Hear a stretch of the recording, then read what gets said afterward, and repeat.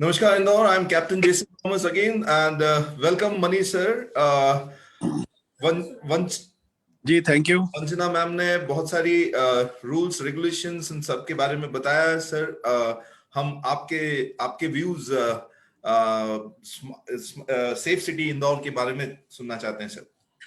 देखिए, जो माननीय मुख्यमंत्री जी ने अभी एक महिला सम्मान कार्यक्रम किया था भोपाल से, हम सभी लोग सभी जिलों के कलेक्टर्स भी उसमें थे और इससे वीसी के माध्यम से ज्वाइन किए थे। उनका मुख्यतः ये कहना था कि हर प्रकार से सेफ होनी चाहिए सिटी, महिलाओं के लिए, बच्चियों के लिए, स्कूल जाने वाली बच्चियों के लिए।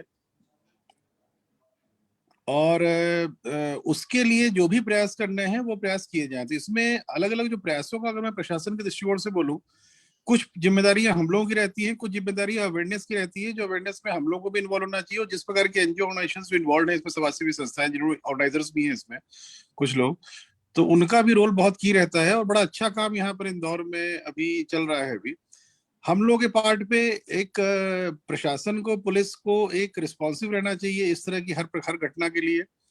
नंबर 2, जो भी एक डार्क स्पॉट्स हैं शहर के, ये कॉमन समस्या आती है कि जो डार्क स्पॉट्स हैं जहाँ से मूवमेंट बहुत हो रहा है वहां पर लोग, महिलाएं अनसेफ होती हैं जब मूव करती हैं।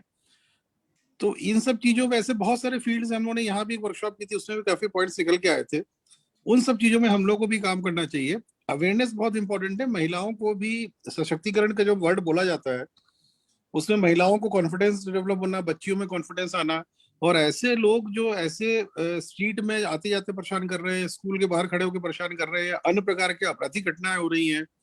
जैसे अभी माननीय मुख्यमंत्री जी ने पूरा रिव्यू कराया था, तो लगभग कई हजार बच्चियां जो हैं वो थानों में गुमशुदगी के रूप में दर्ज थी।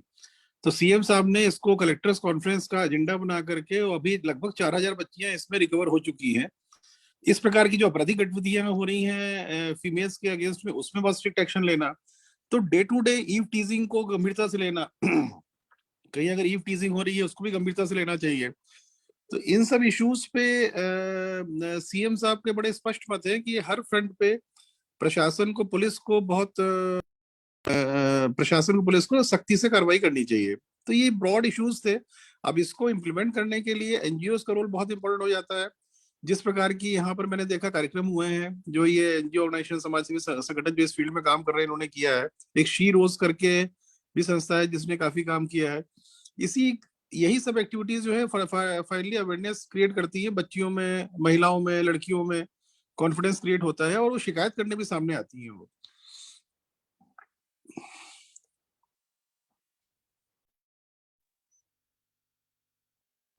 सर एज एन एडमिनिस्ट्रेटर, अगर आप समाज को कोई मैसेज देना चाहें, समाज को हर इंडिविजुअल को कोई मैसेज देना चाहें, तो क्या देना चाहेंगे सर प्लीज? देखिए, अगर हर इंडिविजुअल की बात आती है तो सबसे पहले सम्मान करना चाहिए। बच्ची हो, फीमेल्स हो, महिलाएं हो, उनका सम्मान की भावना आनी चाहिए अंदर से।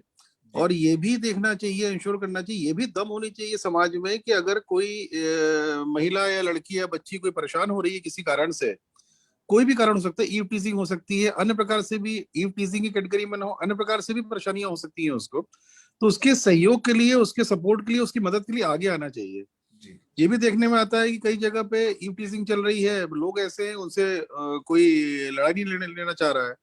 पर चूंकि अब नियम बहुत सख्त हो गए हैं, आईपीसी में बहुत संशोधन हो गए हैं और कोर्ट भी बड़ा सीरियसली लेता है इसको, इसलिए लोगों को सामने आना चाहिए। जहां भी ऐसी चीजें होती हैं लोगों को विरोध करना आना चाहिए। अगर समाज में ये कल्टीवेट हो जाता है कि कहीं भी इस प्रकार की चीजें हो रही हैं तो हम उसका विरोध करेंगे। तो मेरे ख्याल से केवल यही अगर भावना समाज में आ गई तो ऐसा करने वाले जो निगेटिव तत्व हैं वो 80-90% तो ऐसे ही कंट्रोल हो जाएंगे अगर उनको मालूम पड़ जाएगा कि समाज रिएक्ट करेगा फील्ड में, सड़क में अगर कुछ भी उन्होंने किया तो।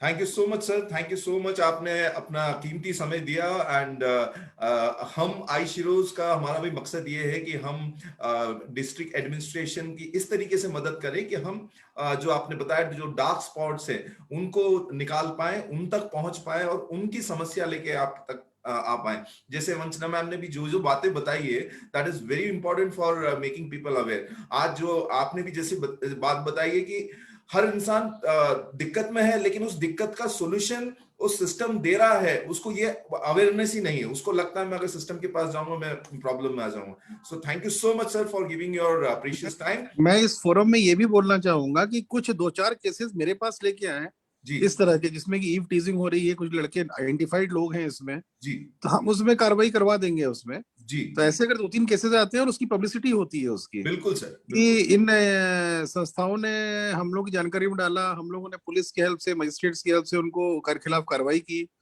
तो उसमें उसकी ये जब पब्लिसिटी होगी न्यूज़पेपर के माध्यम से, तो उससे भी कॉन्फिडेंस डेवलप होगा। वो वेरी भी बहुत बड़ा पार्ट रहता है एक अवेयरनेस कैंपेन का। बिल्कुल इस सर। तरह की चीजें भी कर सकते हैं संस्थाएं जो आपके साथ जुड़ी हुई हैं इसमें। जी sir. So sir, thank you so much sir, one चल, more time, thank you Vanchana ma'am, thank you thanks all, lot. thank okay okay.